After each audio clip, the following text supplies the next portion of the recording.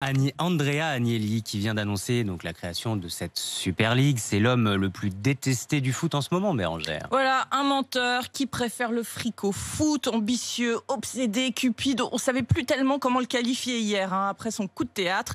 La création de la Super League dont il rêvait depuis toujours. Une compétition privée avec 12 grands clubs. Et tant pis pour les autres, et notamment pour la Ligue des Champions qu'il qualifiait pourtant d'idéal il y a encore quelques jours. Mais ne vous inquiétez pas, toutes ces attaques ne risquent pas de bouleverser le milliardaire de 45 ans, roi du marketing et surtout héritier de la famille Fiat. C'est le petit-fils du fondateur de la marque automobile de Turin. Michel Platini dit d'Andrea Agnelli: il est la bonne personne si tu considères que le football est un business.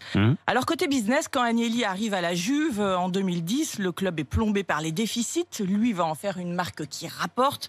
Il diversifie ses activités, crée des hôtels, un musée parmi les plus fréquentés d'Italie, un nouveau stade, un nouveau logo. Il fait exploser la valeur boursière de la Juve. Côté foot quand même, parce qu'on parle de foot, je vous le rappelle, Agnelli aime répéter: gagner n'est pas important, c'est l'unique chose qui compte.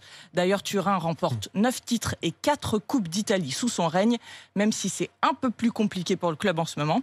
En revanche, le journal L'Équipe parle d'Agnelli comme l'un des hommes qui fait le plus de mal à l'universalité du football.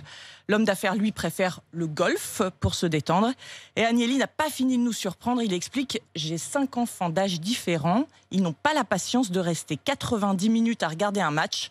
Ils rêvent donc d'un abonnement pour regarder uniquement le dernier quart d'heure des matchs. Malin, mais sportif ou pas? C'est toute la question. En tout cas, c'est lui donc qui crache au visage des amoureux du foot. Ça, c'est ce que dit le président de l'UEFA. Mais est-ce que l'UEFA a les moyens, a assez de poids pour faire capoter ce projet? On en parlera tout à l'heure avec Pierre Rondeau, économiste du sport, à 6h40.